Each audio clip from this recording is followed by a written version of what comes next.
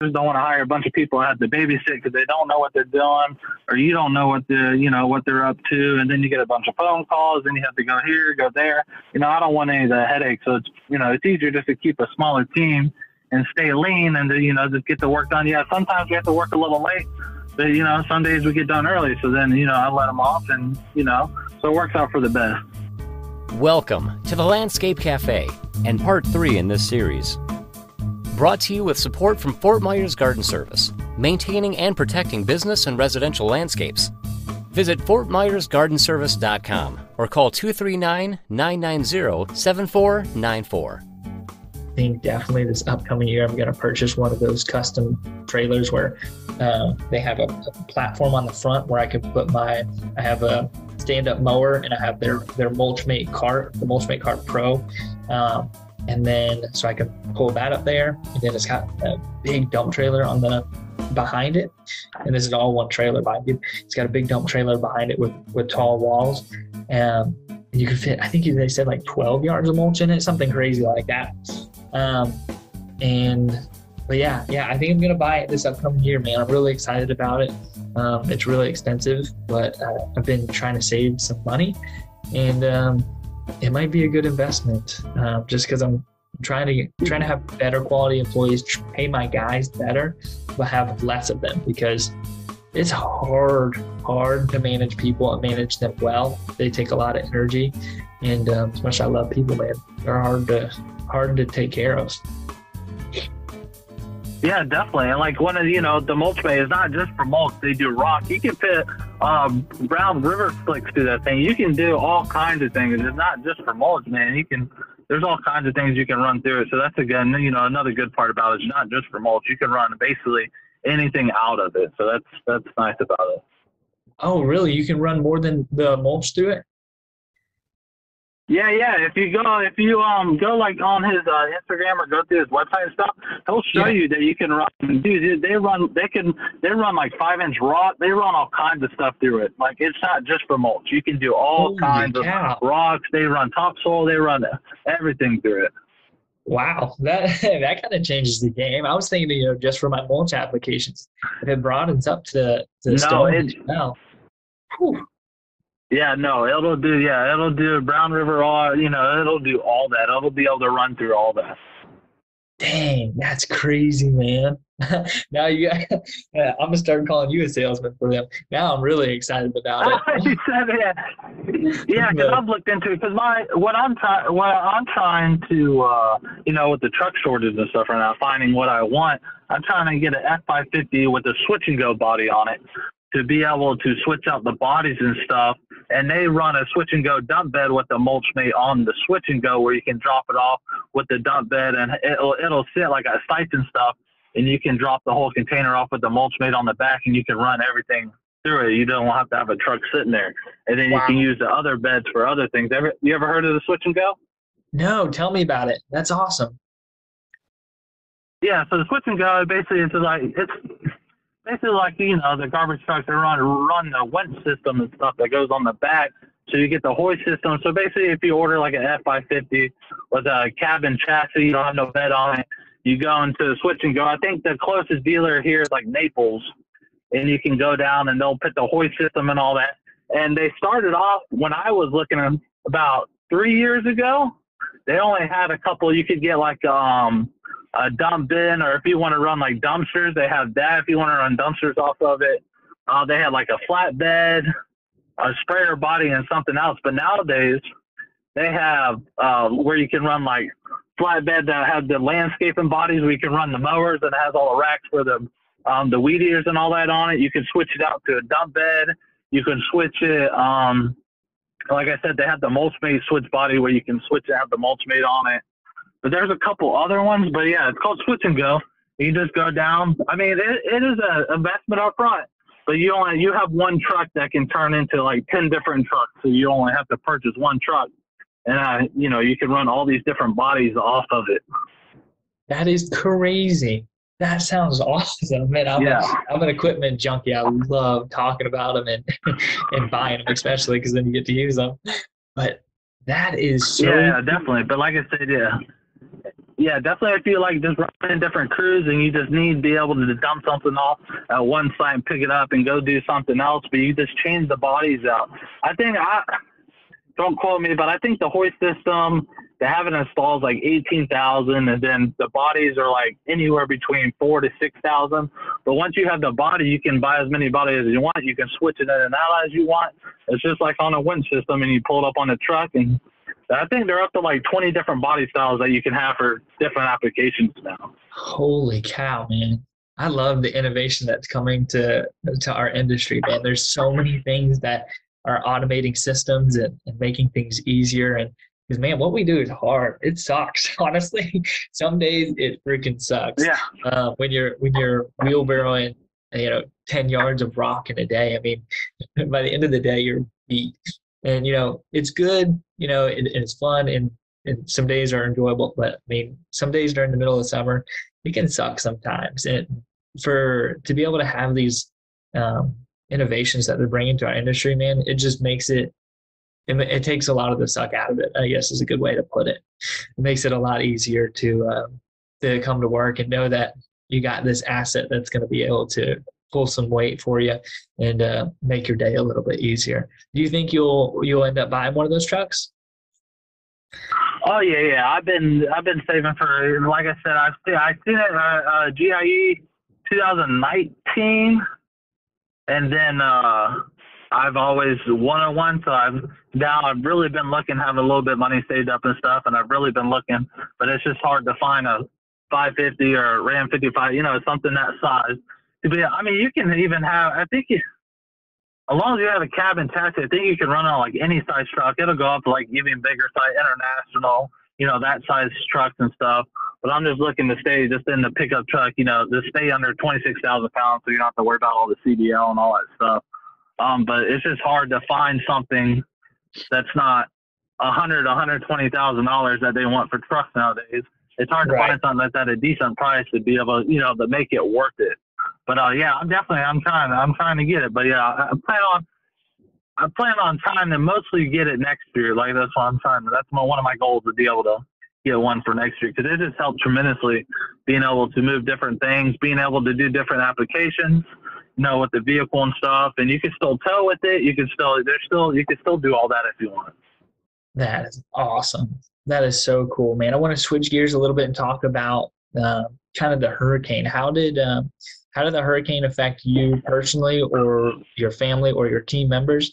And also, what did that look like after you took care of your personal stuff and went out and served your customers?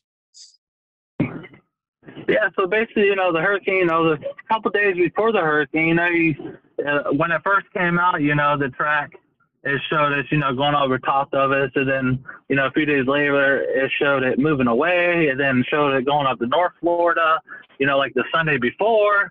And then next thing you know, you wake up next morning and the track shows it, it's coming back to Tampa. And everybody was preparing in Tampa and stuff. And, down here, there weren't a lot of people preparing and stuff. And then, you get Monday night, Tuesday morning, well, now the track shows it's hitting directly on top of it. So, that Tuesday, with family and stuff, we're trying to, kind of board up, trying to get everything cleaned up out of the yard, help some of the clients, get some of their stuff out of the yard, clean up a little bit. And then, like I said, Tuesday night and stuff, it got bad and stuff. So, but when the other when Irma hit back in 2017, where I live, we got loads and loads of flooding. Like, I drive an F550, it's lifted a little bit, and I couldn't even get out of where I live because the water was so bad back then. And surprisingly, this time we got a little bit of flooding, but it wasn't even near as much as Irma. Now, my father-in-law, they live closer to the river. They're probably like, I want to say maybe a half a mile away from the river. Mm-hmm. And they actually got their whole house flooded. They were there during the hurricane, and they started to see the water came up because the house they live in, his dad built back in like 1972, and nothing's ever like flooded with all the hurricanes. Nothing has ever happened. So they were like, it ain't gonna flood, this, that. Well, the flooding got up so bad when they were leaving, they were walking in water trying to get everything out, and so they left there. and they actually went to my mother-in-law's mother's house, which lives up closer to me, and they've never had any flooding. Well, by the time they got there, got all their stuff out, well, the water was starting to come up there, so they had to pack all their stuff, and they had to leave. And then, after the hurricane, they went back, and I think they got anywhere like outside the house, I want to say it came up like 28 inches, and like inside the house, they had about 20 inches of water in their house. So, they've had to, we took all the, everything out that's in the house. You got to throw everything away. With how the water is, you can't save any of that stuff. I mean, by the time we got back to it, there was already mold all over it. Oh my gosh. Golly. Yeah. So we had to, like I said, we couldn't even get there the next day. I had to wait till the following day because the water hadn't receded all the way yet. So by the time, like I said, by the time we got back to that, they had all the mold. They had, everything's wet. So everything has to come out. You got to cut the drywall at least 4 foot up because the drywall soaked up all the water, so you have to rip everything out of the house. Anything that's on the floor, anything they had, obviously you have to throw it all away. So, everybody in that community where they live, everything's gone. There's nothing left because everybody had to gut all their houses, and everything outside had to go. Everything they had to go. So that was the biggest part of it. Wow, that's crazy. And then, I've heard a lot of stories that are similar to that, where some people our parents' age, they're like, oh, I've lived here forever and never had any flooding.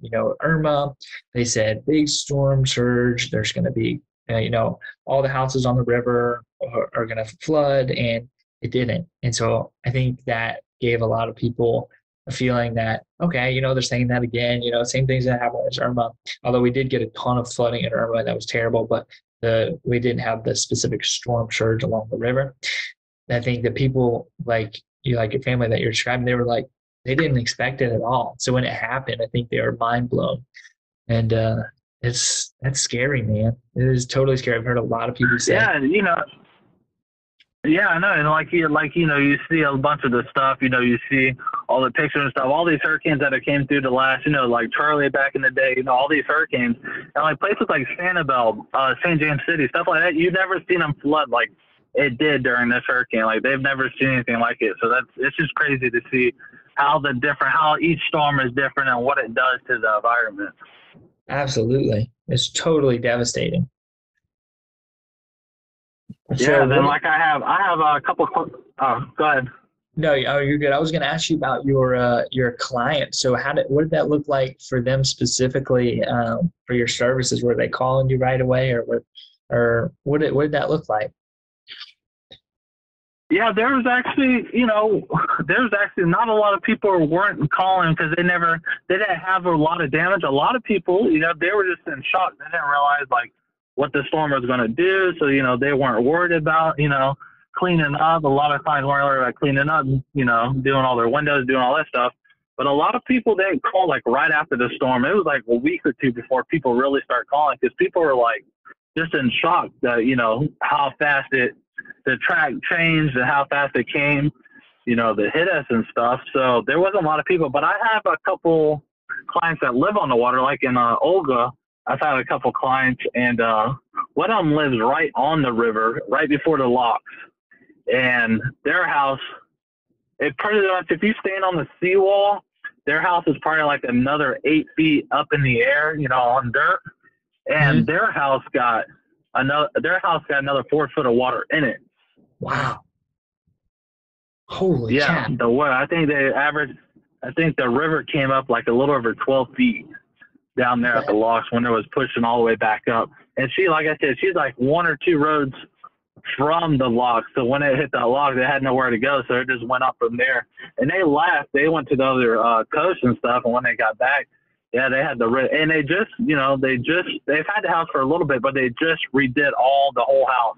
And had to rip everything out of it. Wow, that's crazy. I have a similar story over in Fort Myers Shores. I have a client, great client. His name's Mike, and he lives on the water. And he was one of my first big clients. We we did $80,000 worth of renovation in his landscape over like 3 or 4 phases. And his whole house, he bought the house. It was in, it was a little bit older in average condition, but he's a retired contractor. So he basically gutted the whole house, did it how he wanted to on the inside, had us come in, did a crazy landscape. It was so much fun working on that project. And then we've been maintaining it. It's one of our great maintenance accounts every week. And after the hurricane, he basically his whole house is gone. I mean, it's still standing, but there was so much water and so much destruction in there, and the waves were crashing. The water came in 6 feet to the house, but the waves were crashing up, hitting the roof, and just gnarly stuff. And the long story short, he's demolishing his entire house. He's going to totally rebuild, and it's crazy because so how does that affect us too? Is our maintenance account that we're there every month. Now we no longer go there until he rebuilds in a year or two, whatever. But also that huge investment that he made into his landscape, all of them starting to grow in really thick because he's our subtropical jungle client is what we call him. He had this big extra quarter acre, maybe it's a big extra half to full acre that he wanted landscape into like a big jungle. So we did that. And it was all growing in nice and full, nice and thick. And man, it's most of it's gone or really badly damaged. It's gonna take a long time to recover. It's crazy what I used to have goals of, living on the river and stuff like that. This hurricane has made me rethink a lot of that, man.